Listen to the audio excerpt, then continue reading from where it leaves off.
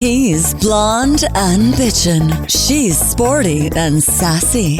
Together, they're perfectly imperfect. It's Jesse and Jenna's Messy Podcast. Cheers! Okay, good. I'll leave it. Okay. It feels really nice to hear that raspy, familiar voice. I'm not going to lie. I've always been such a big fan of your voice, Kirstie. Okay, wait. Before we... I feel like we need to give a disclaimer here because this episode is coming out on April 1st, and this is not an April Fool's Day joke. We are actually talking to the real live Kirstie Alley. Hello, y'all.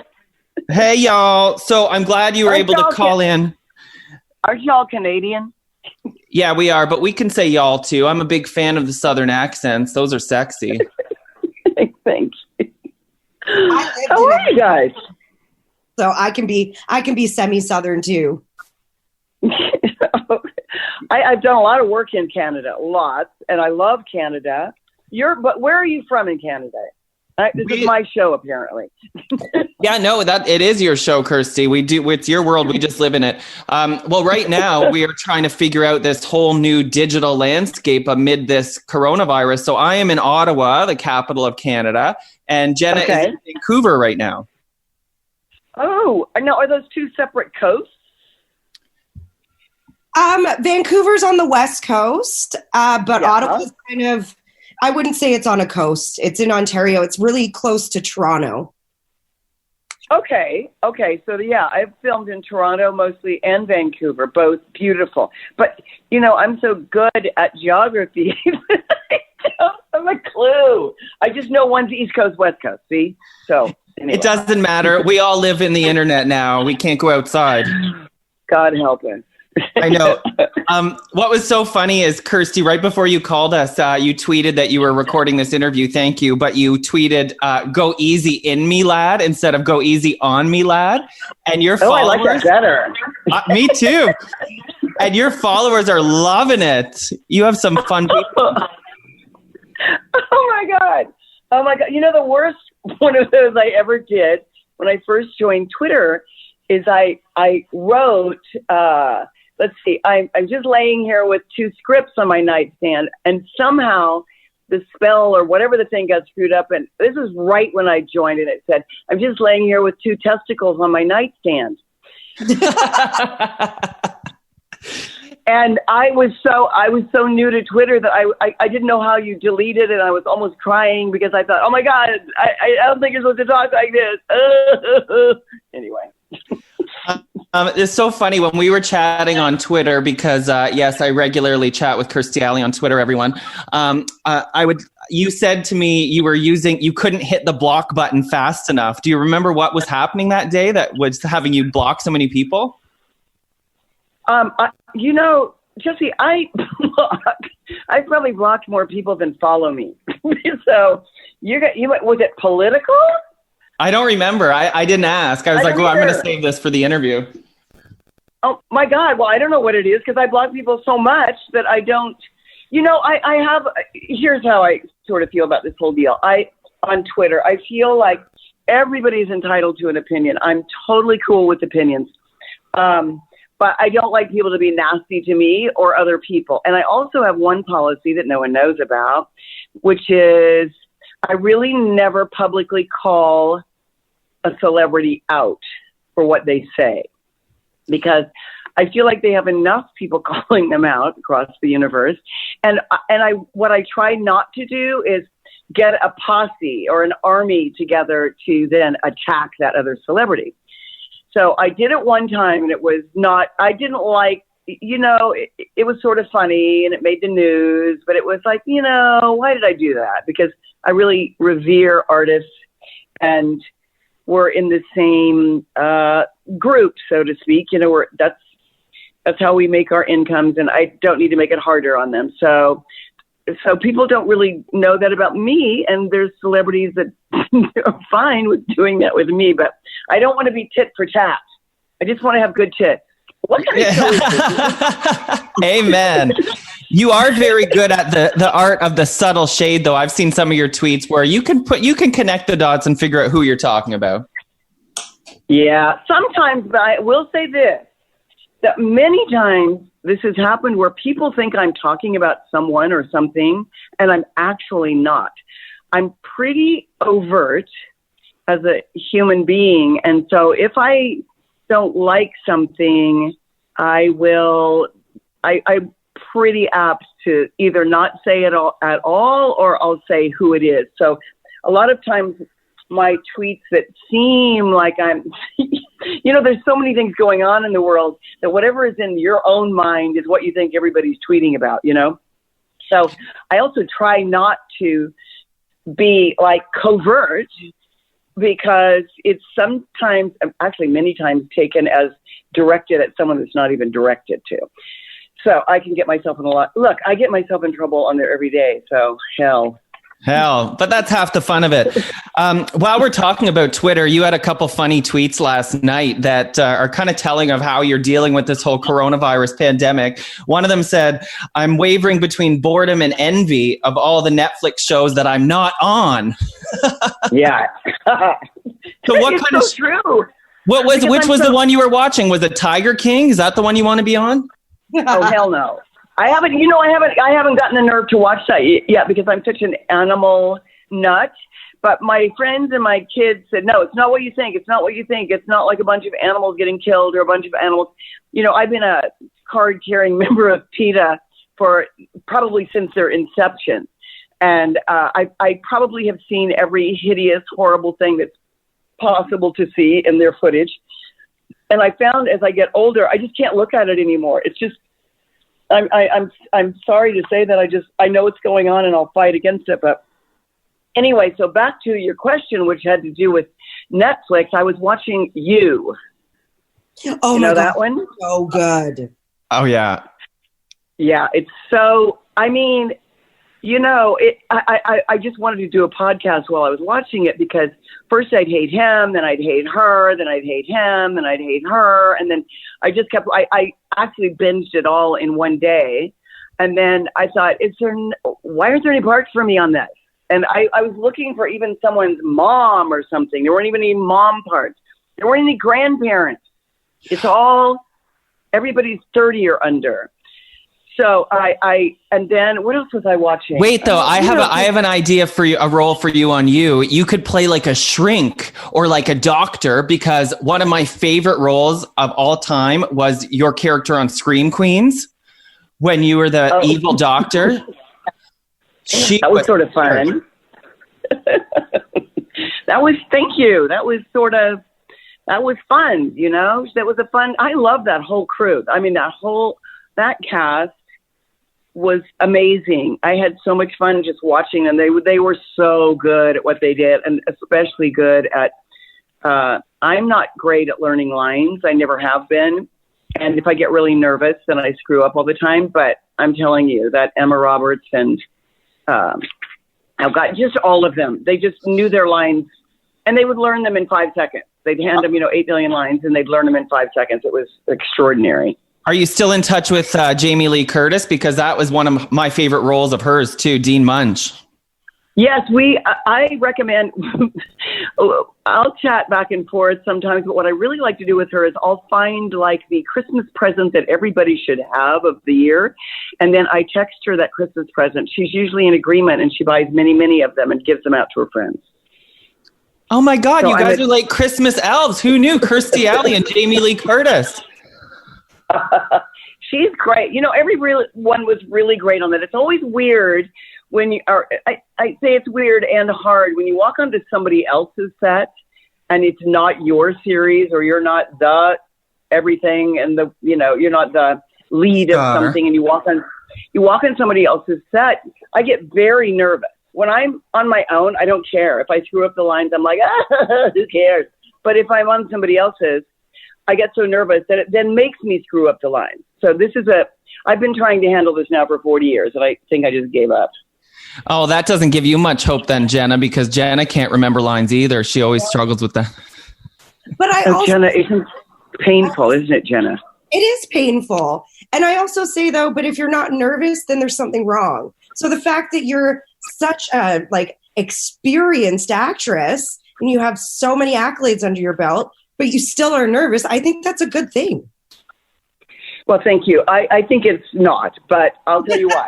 It's good to be nervous if you can use that energy, but it's when when the nervousness manifests itself in not being able to remember a line. It's the same manifestation I have if I'm introducing my family. Let's say I have 5 family members with me and a few good friends that are maybe my best friends. And if you walked in the room and I introduced them, I would probably forget 2 or 3 of their names.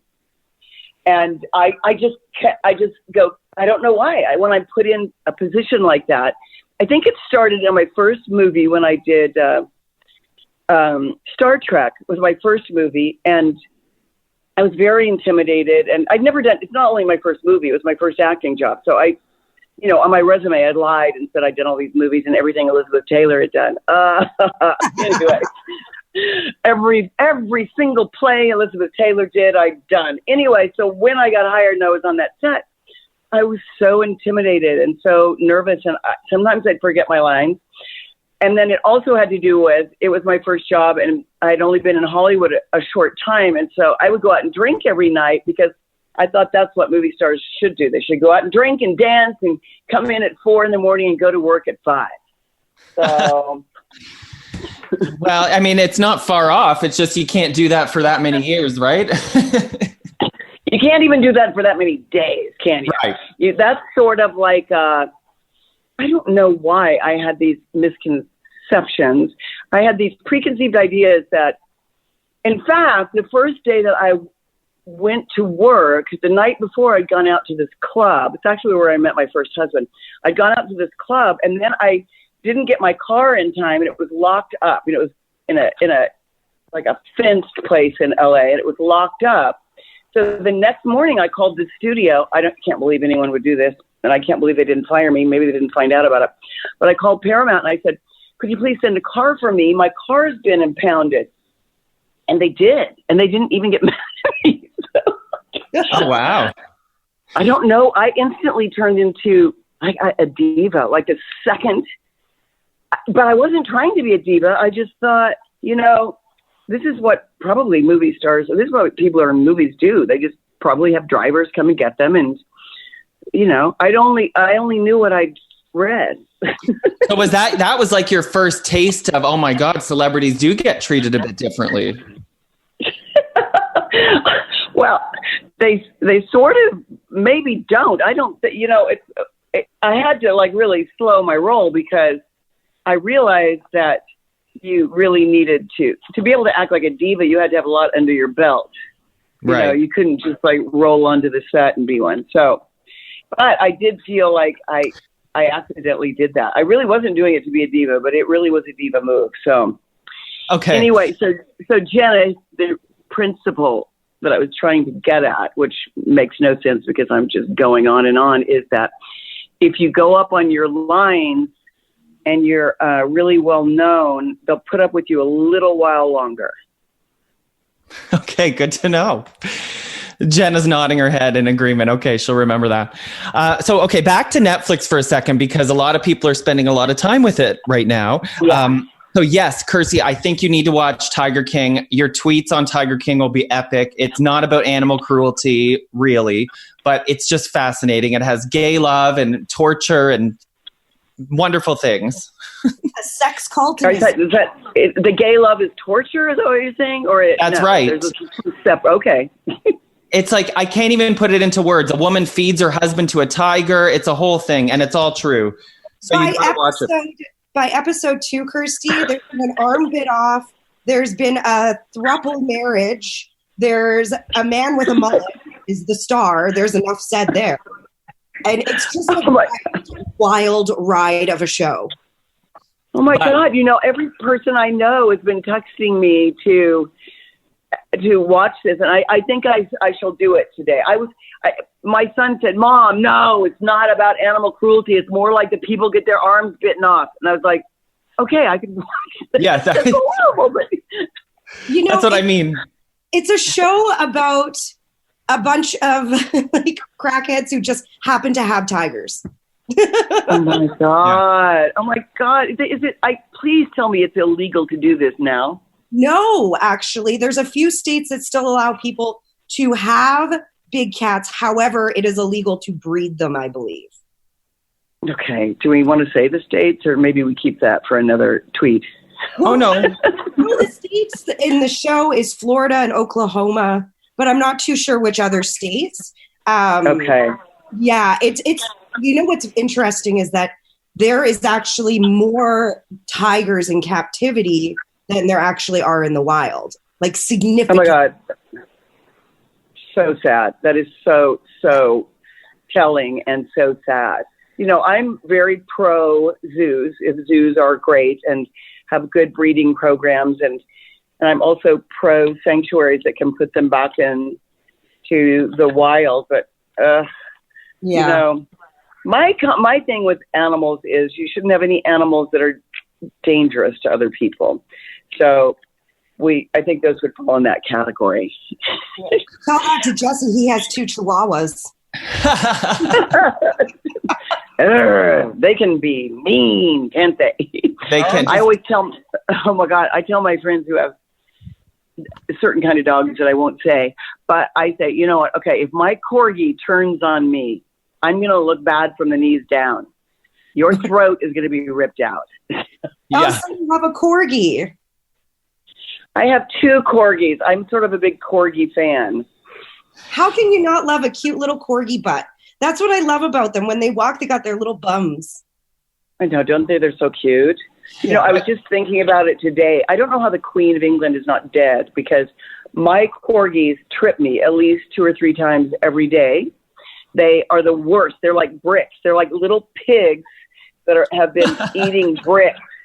And if you know, a normal dog, if you take a step and it hits the normal dog's body, even lightly, that dog will move. A corgi will stand its ground and you will go rolling. They're lethal. So the Queen's got like many of them, and I don't know how she hasn't broken her neck by now. Because she's never been a That's good. I like her. I tell people, if you want a corgi, learn how to shuffle. Right.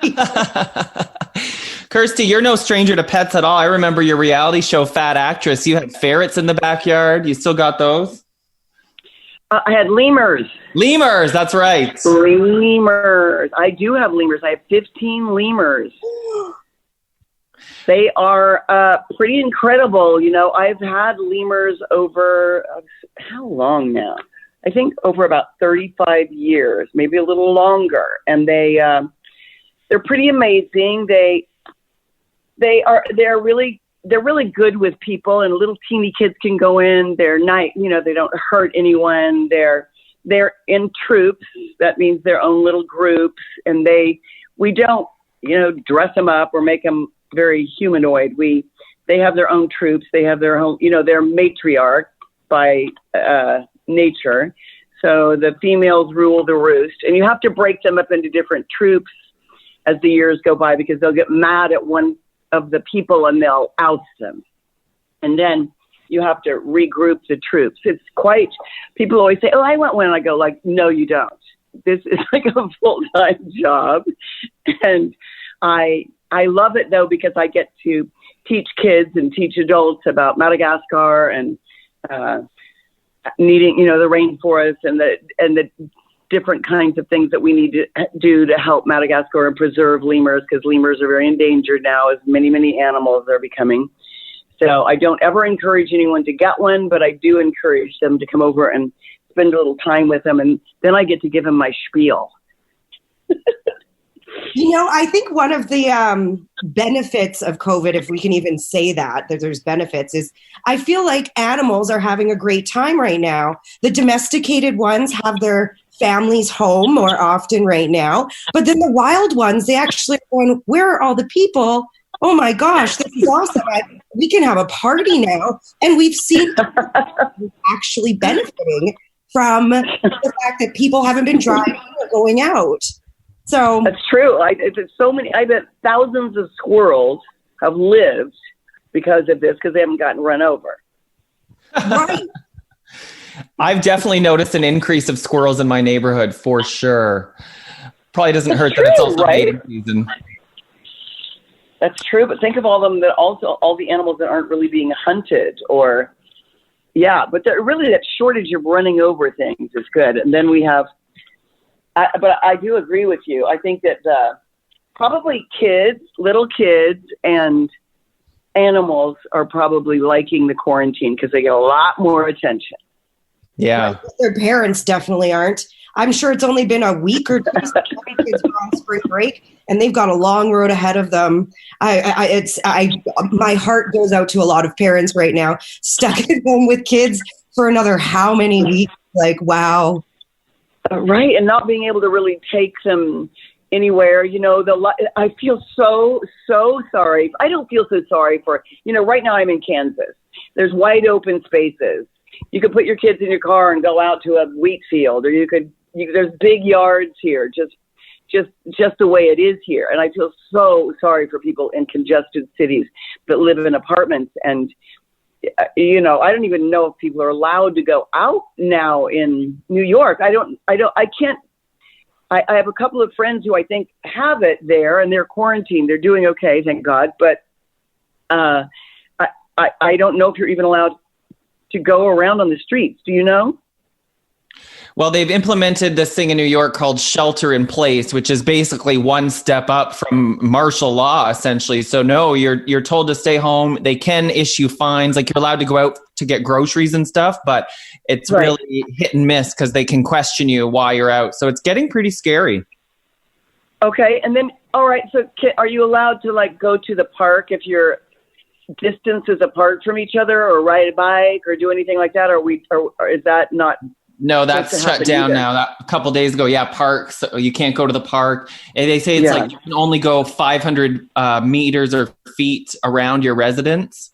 It's crazy. Oh. Yeah. Well, what if you? Everywhere's a bit different. Like here in Vancouver, it's as you've seen, Kirstie, because you've been here before. It's really hard to keep people indoors because we have so much outdoor space, and a lot of it is isolated woods. So I've been going for a walk by myself. And everyone really keeps their distance away from each other.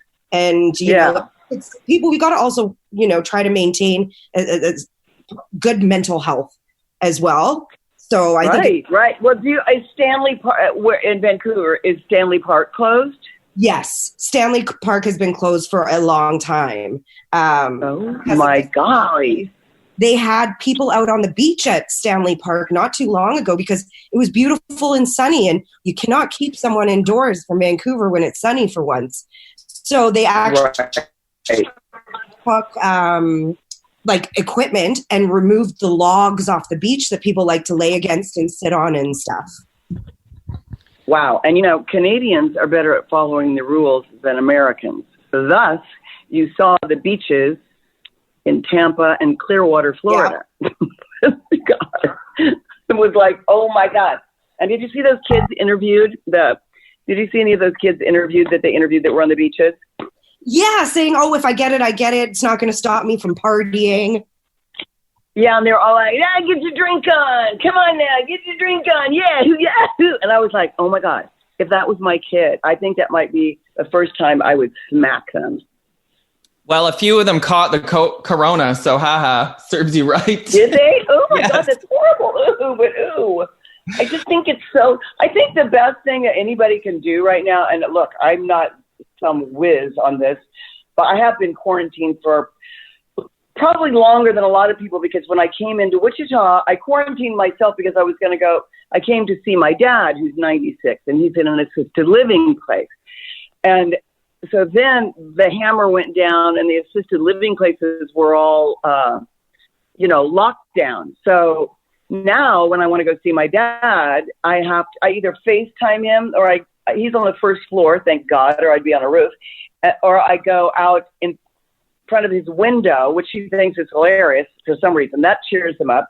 Well, I think it's so important that we do things to lift each other's spirits up a little more than than we're doing. And, just collectively so that everybody stays, because it is hard to stay in, but it's not near as hard to stay in as it is to be really sick.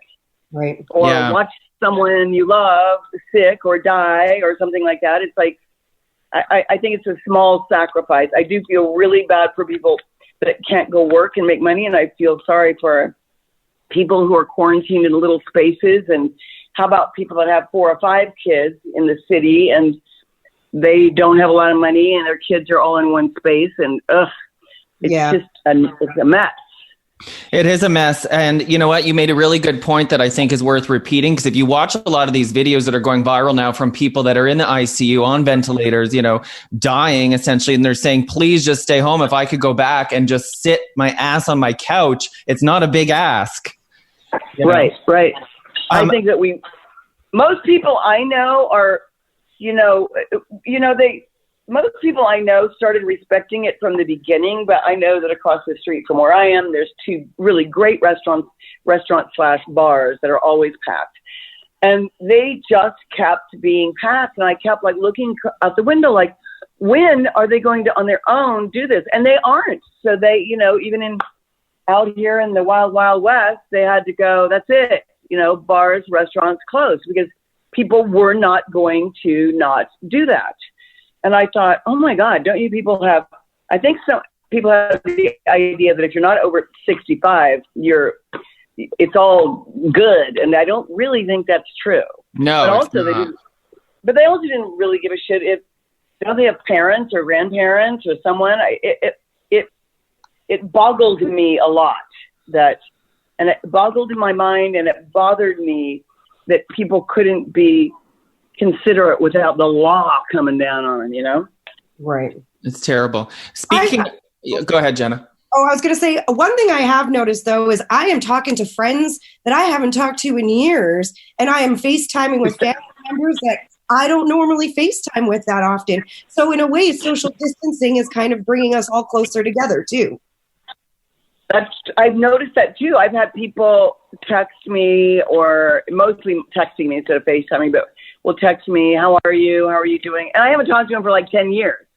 So it's I'm good. How are you? And you get to, the whole thing is weird, but it could bring people closer together, but I'd rather find other ways. Maybe when this is all over, we will just have all taken something with us that's a good thing that we could apply to our normal lives. I feel like I have now understood a few things that I could take into my normal life when it returns.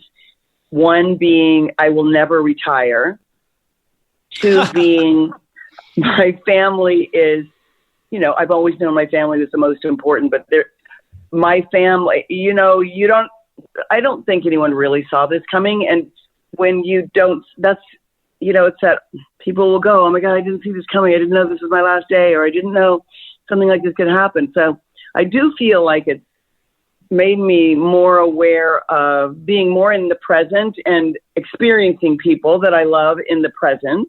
And also not being, reaching out to people that you haven't seen or talked to in a long time. That's sort of good. Jenna, I like that idea too, because we sort of go on with our lives and leave people, and not even because we don't like them. It's just that we'll get busy and then they're not, like the 4 people that we hang out with or something. So they become a little forgotten. So I think that everybody's going to become a little kinder after that.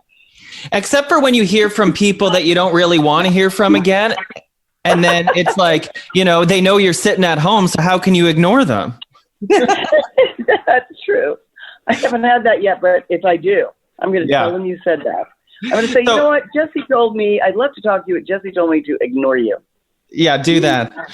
But speaking of sitting at home, here's another tweet that I know Jenna can relate to, because we were just talking about this. Last night, Kirstie tweeted, I found some hair color that isn't the same hair color I normally use, but I'm doing it anyway because I'd rather look like a freak than Grandma Moses.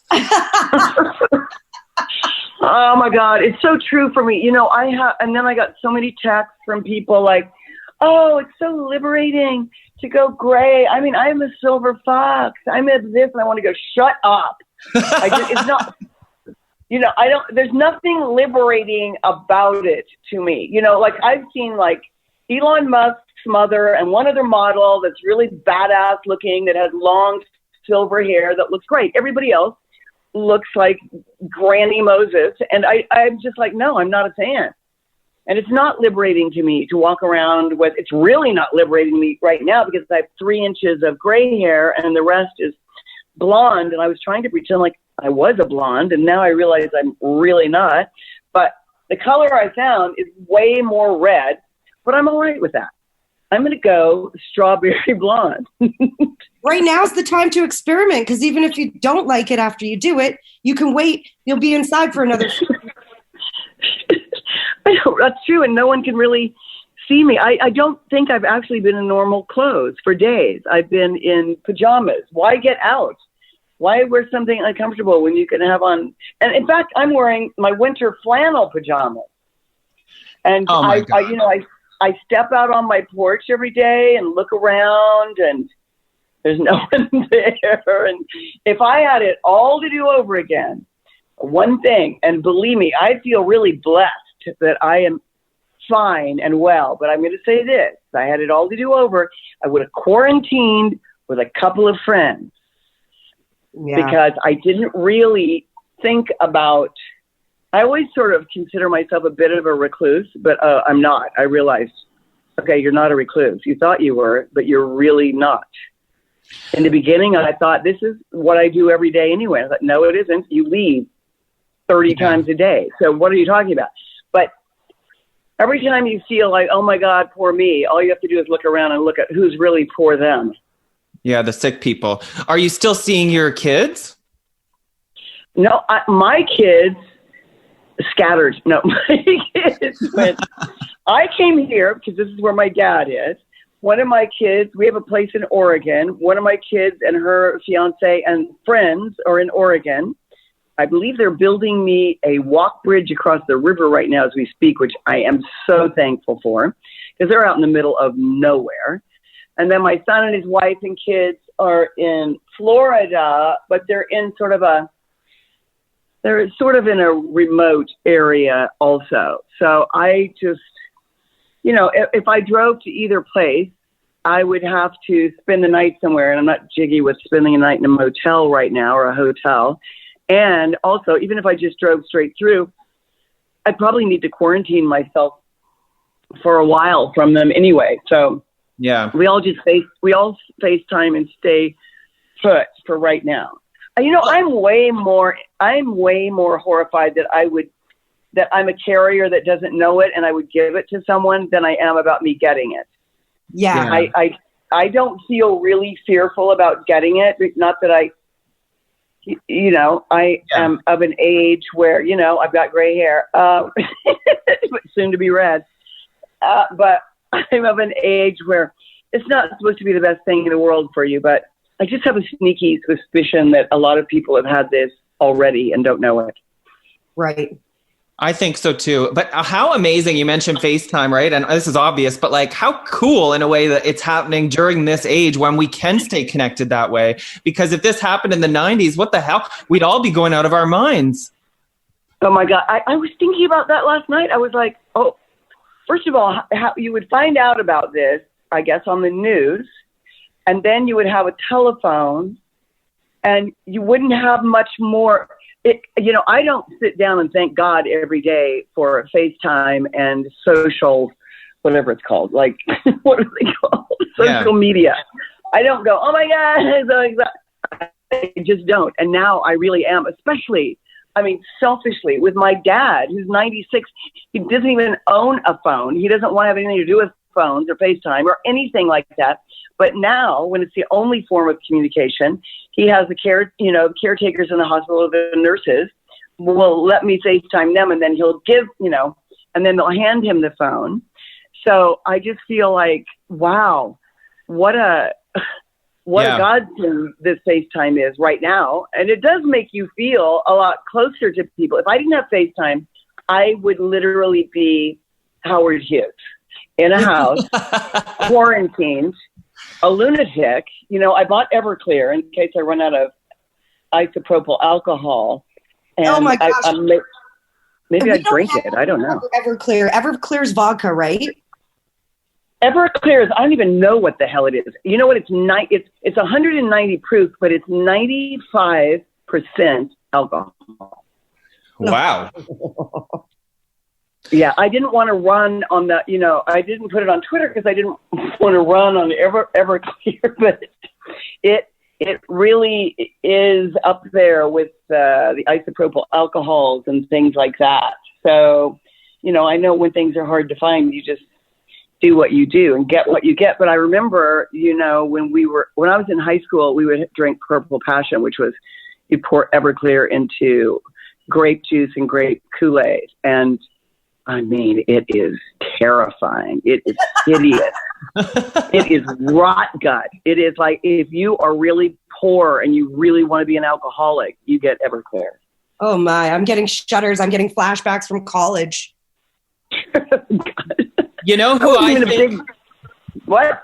Kirstie, you know who I think drinks Everclear? Madison Banks. Yes. She definitely would drink Everclear in a pinch. If she was quarantined and she didn't get to have a housekeeper, she would definitely drink the Everclear. Madison Banks is Kirstie's superstar diva character from her sitcom Kirstie, which I think was a travesty that it never got a second season. I was a huge fan of that show. Oh, thank you. I thought it was travesty too. You know, which brings this up. I'll tell you what's a travesty. It's a travesty that now shows, you know, we live in this like instant world.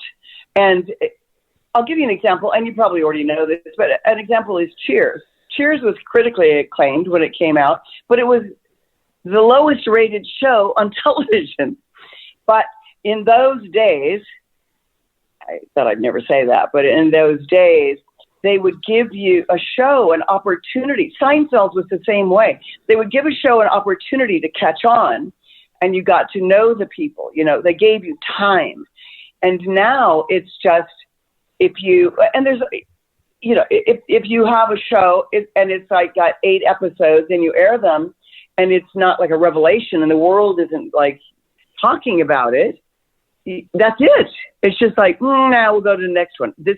I don't like that because probably through time, my most favorite shows had to be honed a little bit. You know, like when I did Veronica's Closet, it came out of the chute as number 1. But it doesn't matter if it comes out as number 1. You have to have people tune in and start really falling in love with the characters and giving it a shot, you know? So I find it's not until like a show develops this sense of nostalgia that people really are fond of it. That's why they call things cult classics, right? Because after something's been out for a while, it develops this fan base that was unexpected. Right. And then you have these shows that are horrible. Comedies or whatever through history. They're horrible. But somehow I call them, instead of sitcoms, sleeper coms. Somehow these shows will stay on the air for like 8 years.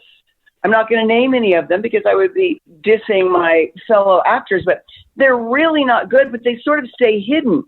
They don't win awards. Not a lot of attention comes to them, you know, but it's sort of like the stepson that's a serial killer, but he just secretly keeps killing while the other kids get in trouble for stealing bananas. Bad analogy. You know what? I wonder if that's because those shows you're talking about are not polarizing, like they're neither here nor there.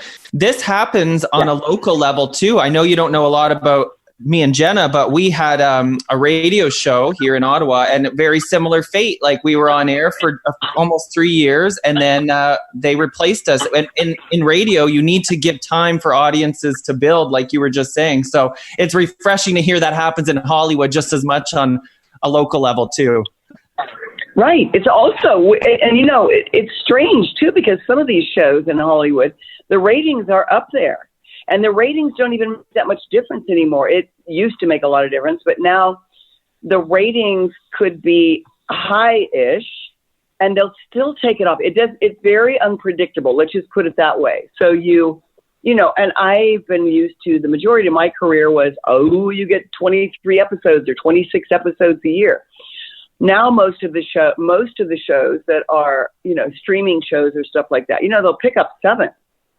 Right. So weirdly now you're tied, and it was when you're tied up for, you have contracts and stuff, and when you're tied into a show and you're getting a 23 or 26 episode, you're like, hell yes.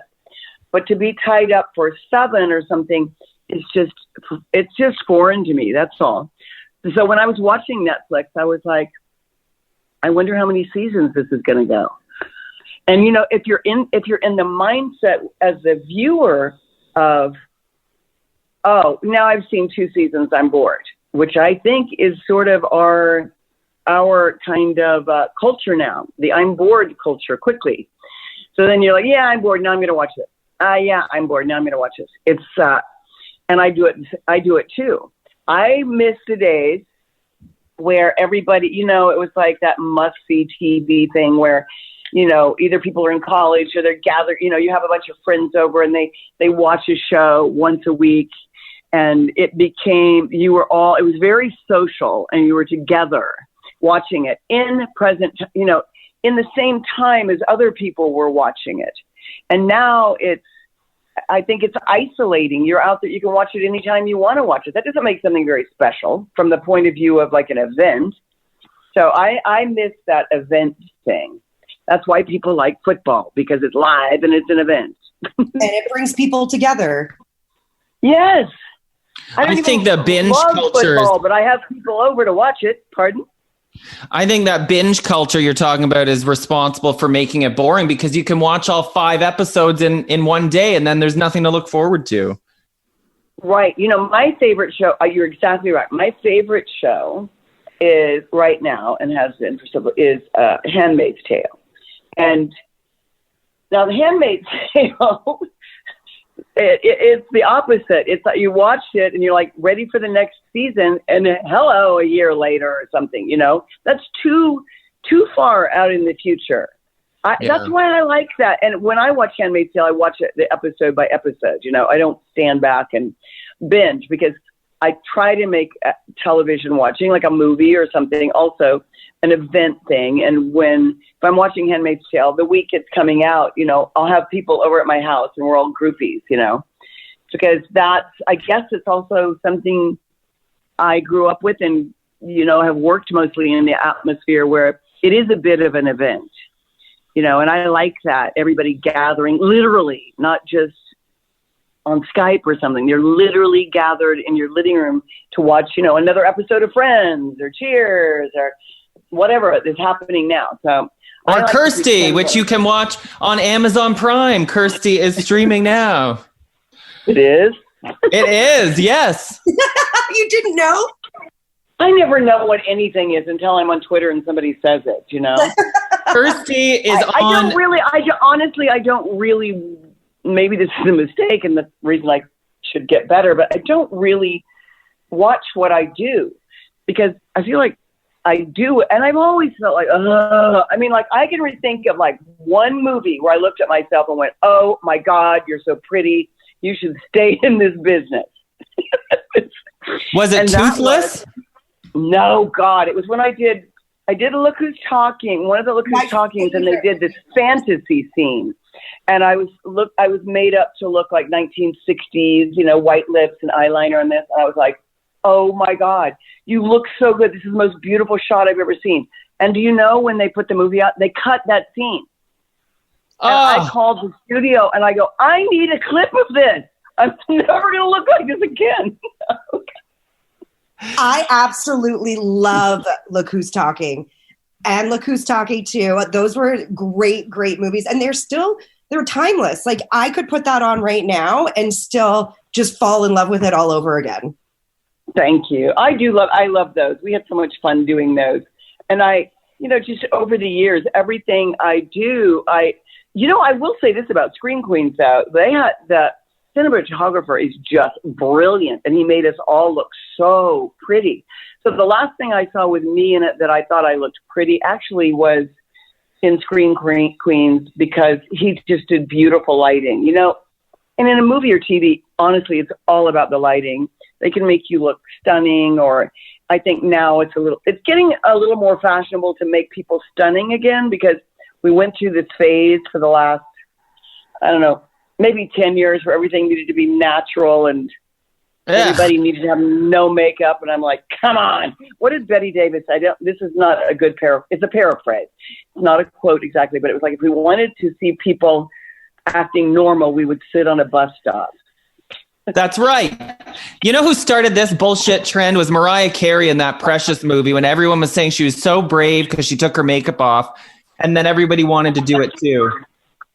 Well, that may be true, and I'm not out to let people think I can be brave to not have makeup. I have no makeup on every day of my life, and when I film something, I like a bit of a heightened reality. Even a heightened reality in beauty. Why not? I think we're here to inspire in a way, and not, oh my God, I agree. Well, no, it's such an individual thing.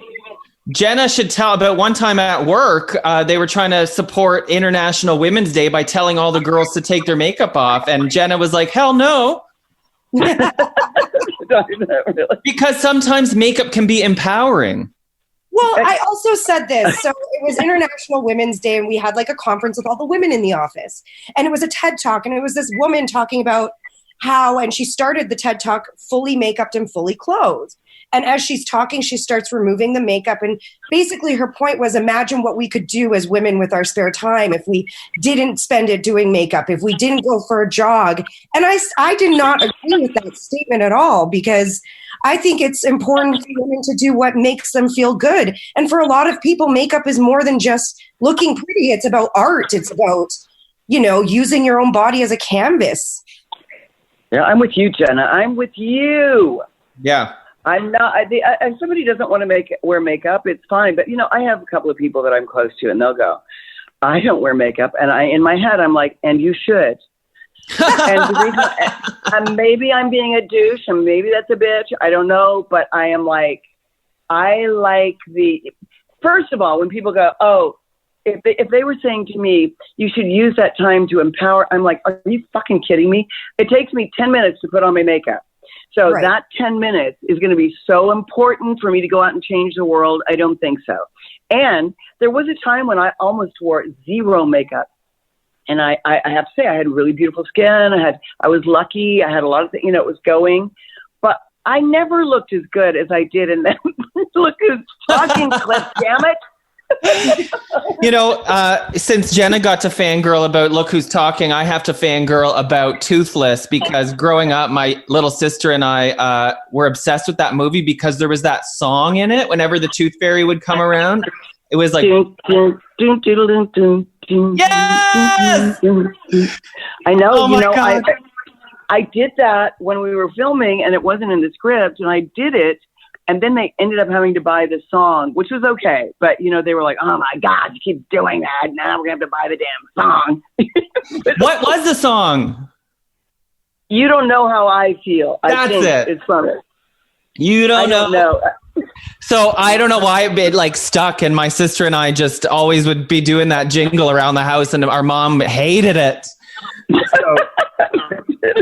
So thank you for that. It was cute. That was fun. That was a fun movie to do.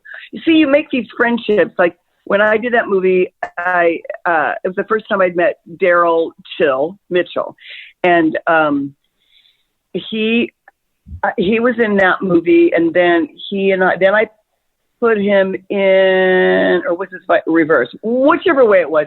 Then I put him in Veronica's Closet. I think that was the order. He was in Veronica's Closet. Then I did that movie, and I wanted him in that. But those kind of things I think are wonderful when you meet a friend he's a lifelong friend for me. And I love that when, Travolta is a lifelong friend for me. I can name other people who are lifelong friends to me that I've met in films. And I really love that when that occurs, because most of my friends in my life are not famous, and they're not necessarily even actors or famous. So when I do meet someone that, is in the same business, and I really fall in love, and they're just like the greatest people in the world, and I know it's going to be a lifelong friend. I really love that, because that is somebody I could talk to about that, that industry, who would understand it and listen to it. And also just you meet great people there. I've had a real lucky career. I could probably name 2 people in my whole career that I've worked with that were assholes. Okay, name them. Fortunately, you wouldn't even know who they were. They blended into this. If you're really a jerk, well, especially if you're a woman and you're a jerk, I will say that you can be a guy and be a jerk for a long time before you won't get hired again. If you're a woman and you're a jerk on one thing, that may be your moment to know. It's like, look through the history. If you can have guys who've been drug addicts and they've been, they're out with whores and they're all whatever the hell. It doesn't really necessarily get them fired. But if you have women who have done those kinds of things, they're gone. They just fade into the woodwork. So the same can be said about being jerks. Men can be jerks a lot longer than women can, which I think is bad. I think everybody should be able to be a jerk. Everyone needs to be a jerk without getting fired. No. Yeah. Anyway. I got to ask about Kirstie, because I've been binging it since I knew this interview was coming up. And there's one episode where Madison Banks is at a diner and she's putting napkins along the counter. Do you remember this one? And I thought, oh my God, Madison Banks was ready for the corona long before we knew it was coming. That's funny that you say that, because when I have 2 kids. One is 26 and one is 28. And when I had my kids, I became a germaphobe. And it started when I would go in a restaurant and, they'd have a high chair, and I'd just take my napkin just to wipe it off to make sure it looked good, to be black. So I started carrying alcohol with me, isopropyl or vodka, in a little spray bottle. And I would spray, still to this day, if you do this, I'm not kidding you, go in any restaurant, anytime, take a little white cloth and alcohol, spray it. And you will see that it is black because of the way people clean the tables off, even fancy restaurants. So then what I started doing with them and me is I'd go, okay, wait, everybody. And I'd lay napkins across the table like a tablecloth after I'd cleaned it off. And then I'd put them in front of my kids and they'd be like, Mama. And I'd be like, just go with it. Go with it. So did you add that piece to that episode? Was that your idea? Yes. I do that all the time. The thing about sitcoms, which is great, is that you're only shooting the show one night. So the rest of the week, you're rehearsing. So as you're rehearsing along, these writers are really clever, and they're sitting there watching these rehearsals, and they're watching what you're doing, and they'll see what you also are doing in real life. So they really get an inside view of you. And then they use those things when they write for you.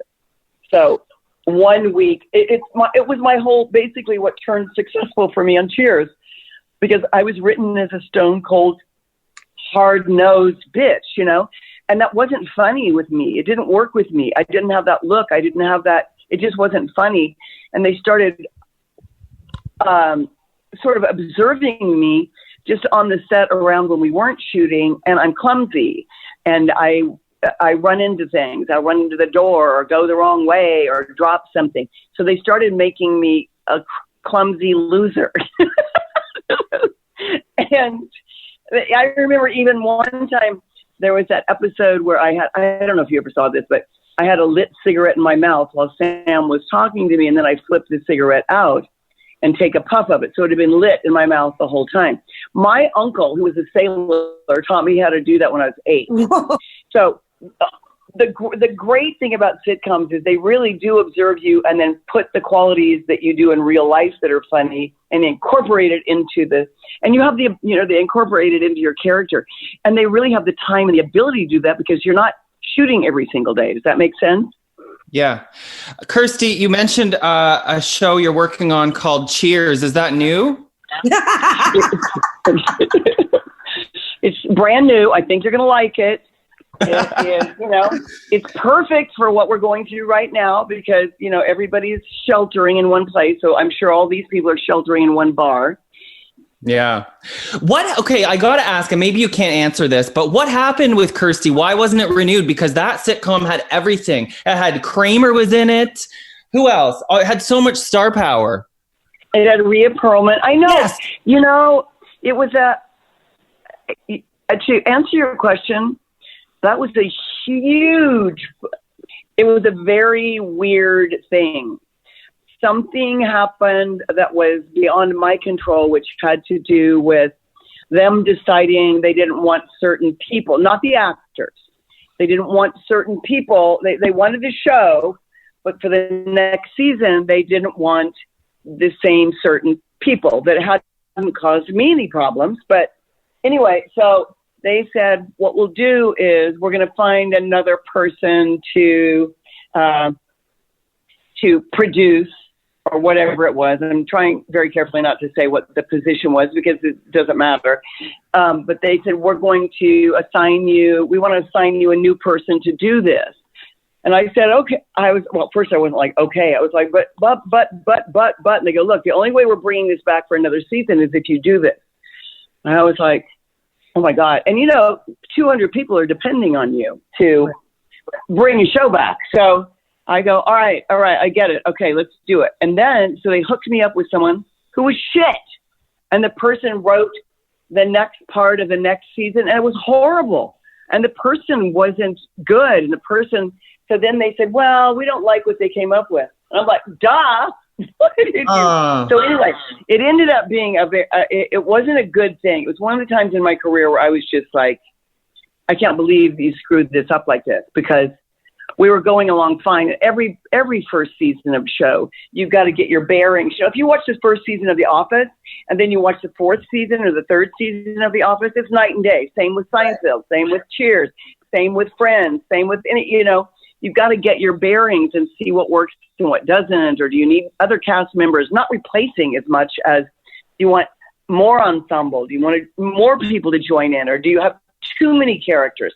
You have to get your legs, your sea legs. And I was furious at that. So there's too. I'm with you. I love that show. One question I had about it, though, that always I wondered was, why was it called Kirstie, but your character's name was not? I don't know, because when I created it, it was actually called Giant Baby, because as part of the story was my son comes back into my life and he's like a giant, he's like, and I really wanted him to be gigantic, but also it was just like, oh, here's my giant baby that's coming into, or call it baby or call it something. And at the time it was just like, no, it's better to call, like Seinfeld, or it's better to call it your name. And I'm like, but Jerry's like a stand-up guy, he's a stand-up. And Seinfeld, that's one thing where it really works there, but we're not even calling me Kirstie, and this isn't me. So why? I don't get it. In the show, he's Seinfeld. In this show, you have me being Madison Banks. I don't get it. So yeah, that's what I wondered too. Because Reba was the same thing, but she played herself. And I feel like there's a lot of similarities between Kirstie and Madison Banks, but we won't go there. Here's what I thought. This is why I really think someone's scanning through the TV channels, right? If they see my name, maybe they'll stop there. If they might go run screaming and their hair might catch on fire. But if they're a fan, they would stop, right, to see what this is. If they see Giant Baby, they're like, what the fuck is that? You know what I mean? They just keep going. Yeah. I think that was their theory. Sure. Okay, we're almost getting to the end of our hour. This was so fun. But before we let you go, Kirstie, I got to ask, how are you? Because a lot of people know you from your fitness journey, from Jenny Craig. How are you staying active in quarantine? What are you doing? Watching Netflix. This is what I love about you, is you're just like everyone else. But I have to say, in my defense with my workout, if it's a scene I really like, I put my arms in the air and I clap really hard. Quarantine Fitness with Kirstie Alley. It's a new series. I don't know if you saw this, Kirstie, but a bunch of celebrities sang Imagine for. I saw that. What did you think? I thought it was a little cringy, but what did you think?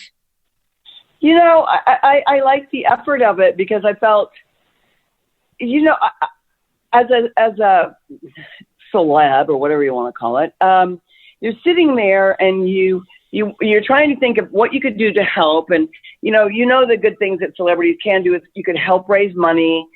Perhaps you could help raise awareness but mostly you're there to entertain. Basically we're monkeys. We're little monkeys that you bring out and we dance around, and that's what I love about celebrities and artists and actors and singers. We're entertainers. So I appreciate that they came out, that they did that. And I know that everything that they were doing was from the heart and was good. I think the other side of the coin for celebrities is that no one really, especially in something like this, where people are hand to mouth in their job to begin with, and then they're maybe not even, there's not even a hand to their mouth because they don't have any money and they may not have food and they may not be able to go out, and there's all these different things happening. That's when I think you got to just sort of feel like nobody wants to see you in your damn hot tub and nobody wants to see you lounging by your pool and I didn't think that thing did that. Don't get me wrong. I didn't think that thing did it. But, sometimes it just takes a few minutes to see what the purpose of an actor or a singer, what could they do to help? I'll give you an example where I thought it was really effective was where that guy brought his piano out on the porch. Right. And he was singing. It's in Italy or Spain. I can't remember. Yeah. And then also, I saw just today, was he singing Hallelujah? I think this guy with the most beautiful voice in the world in New York, I think he's a street performer. And I was like, why is this guy a street performer? And he's not won every award in the world. But did you see that one yet? Where I think he was singing Hallelujah. Yeah, I saw that one. But I was like, oh, my God. I do think that everybody's going to be different in what they appreciate, and I appreciate anyone who tries to do anything to uplift what's happening. Right. Wise words from Kirstie Alley. Except, I don't know about that. They may be, like I said, people may run with their hair on fire, but my opinion. Well, that's okay. Your hair is going to be on fire too once you get through that red hair dye. Oh my God! I'll have to. Oh my God! Just make Kirstie, and don't cut your own hair.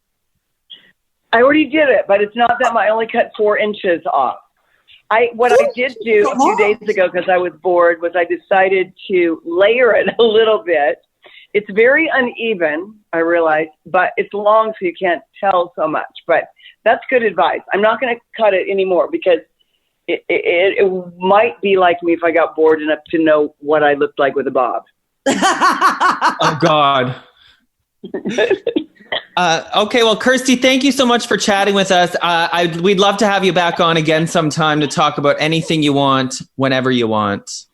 Thank you. So, this is my first podcast, so thank you. I was a virgin, and now, Oh! I feel satisfied. So maybe that tweet was right. The typo saying that I was going to be inside you. We maybe got somewhere with that.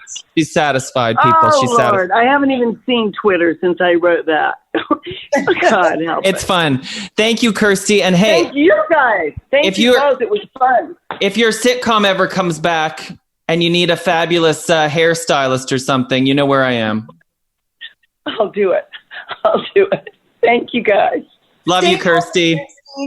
Jenna, keep wearing false eyelashes. That's all I'm going to say. I will. Don't worry. Bye-bye. Cheers.